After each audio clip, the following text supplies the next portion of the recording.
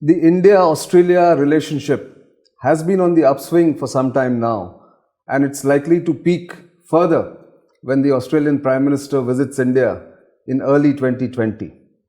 Where does this relationship go from here?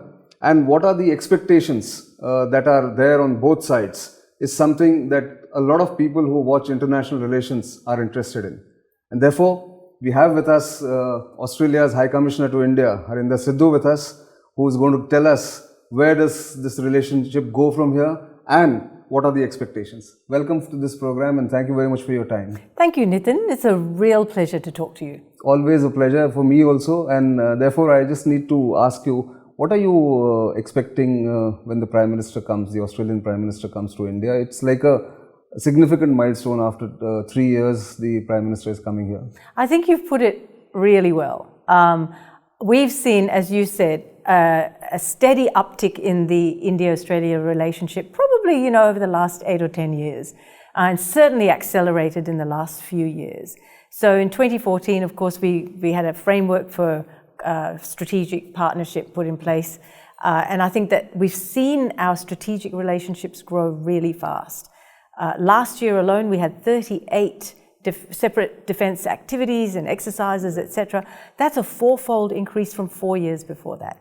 This year, we held our largest ever defence naval exercise, bilateral naval exercise with India off the coast of Visakhapatnam.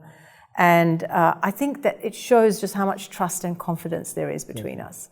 So the Prime Minister, when he announced that he would be accepting Prime Minister Modi's very kind invitation to open the Raisina dialogue in January, he said that India and Australia are natural partners. And it's very clear that what we want to do is to consolidate the gains that we've made in the relationship in the last few years, and I think set the relationship on a new platform. The Prime Minister has said he will be bringing a senior business delegation, and that's also our focus, to ensure that we have an economic relationship that matches the strategic relationship. And underpinning all of it, I think, is a genuine personal warmth between the two Prime Ministers. Both Prime Ministers have recently been re-elected to their second terms. So this is a great opportunity, I think, early in their second terms to forge that relationship and partnership, a personal one, but also one between the two countries that we can take forward. True. You mentioned defense having seen a big jump in the bilateral activities. Yeah. And as we can see, the Indo-Pacific is increasingly becoming important in terms of what countries like India, Japan, Australia and US have been demanding, free and open Indo-Pacific. So in that sense, do you see more and more bilateral engagements, not just of the navies, but across the three armed forces? Yes, I think so. And we've certainly seen, the Navy has certainly been the leading part of that relationship because we're both maritime powers. But we're seeing increasingly much more happening with Air Force and Army. India, of course, participated in exercise Kakadu and Pitch Black, so our big multilateral exercises. We had Air Force elements there, and they were really very welcome. Sure. So I think we're starting to see all the forces actually work together. It's very telling that the Australia's Chief of Defence Force is an Army general, and he is very keen on the relationship. And so I will see that across the three forces, but also amongst the civilian end of the defence relationship, the strategic dialogues, the strategic policy engagement. Those things are all a very important part of the puzzle. That's true. But there is also another element which will have a lot of potential if handled properly. That's the industry, the innovation and the manufacturing or other skills that Australia can bring to India, because India has this Make in India project, and maybe Australian defence companies can look for some opportunities here. Yes, I think there's always scope. Of course, Australia also has a Make in Australia defence policy. So, so look, there's everything in that spectrum on defence industry, from how you construct an industry policy. True. So sharing our perspectives, because both countries are looking to attract investment, to looking at ways that we can invest. And, if Australian companies I know have shown interest in bidding for Indian defence contracts, but actually as part of that, including elements for investment in manufacturing in India. So yes, there is definitely scope for that. That's great to know. But moving away from defence and looking at the larger perspective, Quad has suddenly gained salience with the upgrade of the dialogue at the foreign ministers level, from officials level. 2017 onwards, it has seen a steady uptick, I would say. So where do you see that going? Because the meeting in New York was seen as a very significant meeting.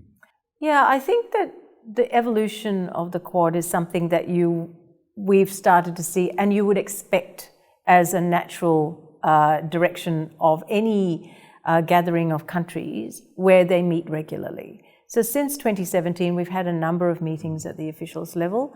What that has done is it has actually highlighted those areas of convergence for the four countries. That's what you'd expect out of any dialogue of that nature. And so it's not unusual in a sense that having established that we have this policy convergence in a number of areas, that when the four ministers find themselves in New York, it was almost a natural and a convenient gathering for them to get together and of course discuss these issues. So I'd expect the Quad to go on as it always has done. I suspect that the officials level meeting will continue to form the backbone of the engagement. It's a very productive engagement. It's something we get a great deal of value out of from listening to the perspectives of the others. So I think, it's a very valuable part, but one part of a broader strategic landscape. That's true. And I think it should not be, I think it's been emphasized by all the ministers or all the countries actually, that it should not be seen as a ganging up against anybody, any other country like China or anybody else. That's not the intention. It is a genuine convergence of commonality of views. These are four countries that just happen to have lots of things in common. And if you look at, any of the statements about what we talk about, they are the things you'd naturally expect us to talk about. Counter-terrorism, cyber, maritime issues. Those are the kinds of things that make absolute sense. So I think, lots of countries are engaging on strategic issues in lots of combinations. Sure. This is just one of them. That's true. So that convergence or say meeting of the minds is also probably happening on the trade negotiations on the RCEP issue. Where do you see RCEP going, and what is Australia's, has Australia had a separate dialogue on RCEP with India?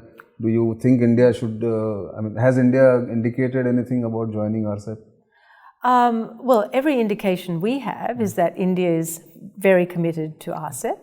RCEP is a collective agreement amongst 16 countries, but it is also a series of bilateral agreements. So obviously, as part of the negotiations, which have been going on for quite some time, Australia and India have had a bilateral connection, bilateral contact.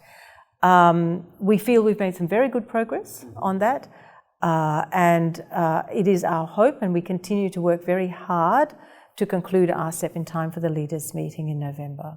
That's true. And I think we are in the last leg of that. Of course, there is a lot of domestic debate in India, but that is something that India will have to handle internally. But going forward on the bilateral issue, India and Australia, the areas of convergence are, of course, quite clear. But one of the things that we had spoken last time, about a year ago, was also education and tourism.